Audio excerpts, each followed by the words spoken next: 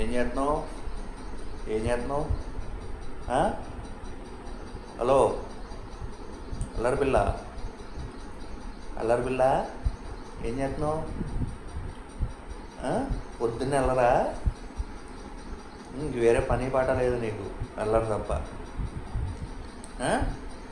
అల్లరి, అదిగో అల్లరి పిల్ల, పని పాట ఏం లేదు. హలో, కొరకడం కొరకడం కొరకడం, 24 గంటలు అదే పని. ఏడు దొరికితే అక్కడ కొరికేయడం.